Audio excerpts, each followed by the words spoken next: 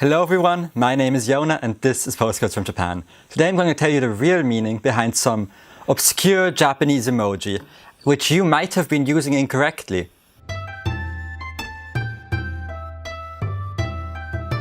Okay, so the first emoji we have is Tango, which is this red goblin. Unicode actually calls it the Japanese goblin, but it's not that. It's a Japanese character in folklore, it's a yokai, it's a ghost, but it also has connections to Shinto and a bit worse connections to Buddhism, so it also has religious meaning. It's one of the more known Japanese creatures, Japanese folklore, next to Kitsune and all of these. It's actually a really old character, with first records of it being from 637, so over 1,000 years. And Unicode just calls it the Japanese goblin, which, if you want to use it like that, fine, but this is what it actually means. The next one we have is the Hana Fuda card. Now, I really love Hana Fuda. I've actually written a blog post about it. The link will be in the description. Hana Fuda is a classical Japanese playing game. We can play many games, koi-koi, etc. And the cards are really pretty. There's so many flowers on them, and each month, so it's 48 cards with 12 suits, so a suit for every month with 4 cards each, with different flowers, with animals. The history behind this one is that when the Portuguese brought playing cards to Japan, gambling started and the Japanese government banned that. So the population needed to find a way around that. So they created something that didn't look at all foreign, didn't look Portuguese, but looked super Japanese, with Japanese flowers and symbols. And the card here is the August moon, which is the red moon. And it has special connections, it's part of festivals, and it's just a really pretty card. If you want to learn more about Hana Fuda, the blog post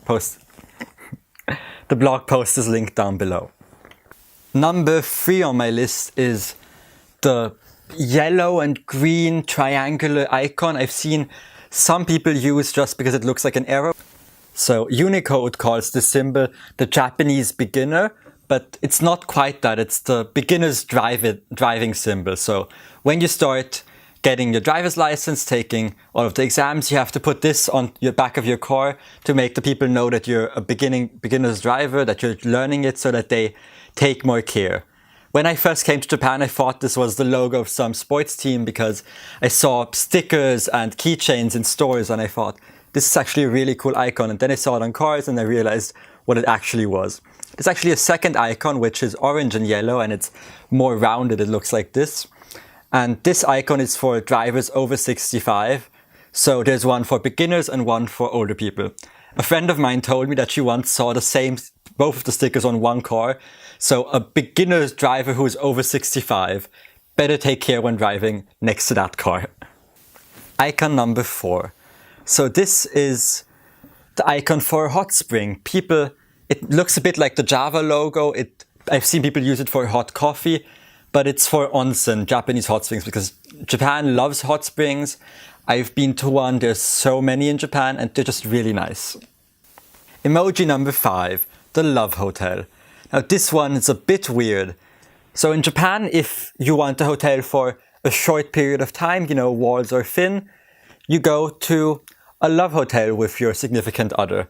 A friend of mine once sent it to me thinking it meant a hospital because there's an H on it for hotel and a heart, but the H could also mean hospital, so that was a very funny moment. I laughed a bit, and then afterwards when I met him next, I told him what it actually means.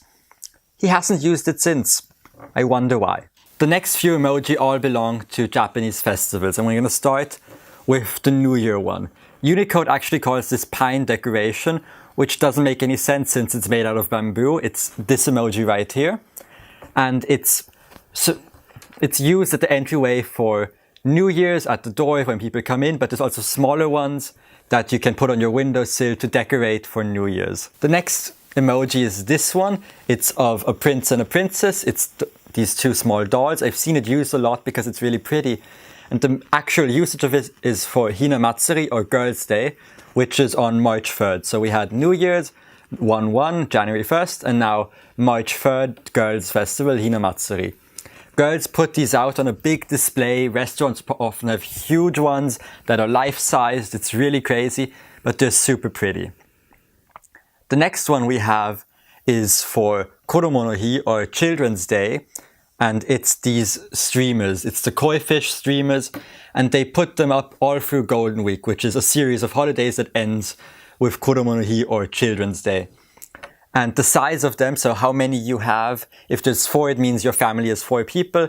This emoji only has 2, so it's probably just 2 adults, a couple, or maybe I don't know, this is what you see. And there's actually huge ones. I read somewhere that there's one that's over 100 meters long, which is insane.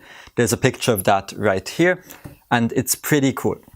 Okay, we have 2 more before this is over. We have Tanabata, which is on July 7th. So we have 1-1 New Year's, 3-3 Girls Festival, Girls Day, 5-5 Children's Day, and now July 7th, 7-7 is Tanabata. I attended a Tanabata event this year. I wrote a blog post all about the history, but it's the Store Festival. So on this day, the daughter of the sky god and a farmer get together because they were separated. A bunch of birds form a bridge over Milky River, because the Milky Way in Japanese is a river, which I find a really beautiful mental image. I'm explaining this really badly, I'm sorry. The story is down below. I'm just gonna keep pointing down that you'll find it. And this is Tanzaku, so on a bamboo, children write wishes on colorful paper and hang them up to, have a wish. We have one more festival, which is the Schemee. It's this square emoji. It's again right here, and it's of Tango, so Japanese mochi sweets. They come on a stick, but here they're on a bowl with some pampas grass, I think it's called, and then you see the moon. Schemee literally means moon viewing, or Otsukimi if you want to be more polite. And this is a festival in mid-autumn, so maybe September, October. It depends on the traditional Japanese calendar, on the phases of the moon. And it's a really nice event where you just go enjoy the moon. It used to be for the autumn harvest, but now it's just a more general festival. And that's all the emoji I have for you today. If you want to see more of this, want me to explain other emojis, do leave a comment. What's your favorite emoji? I'd like to know that as well. Maybe it's one of these traditional Japanese ones. Maybe it's just the heart emoji, which, is also good.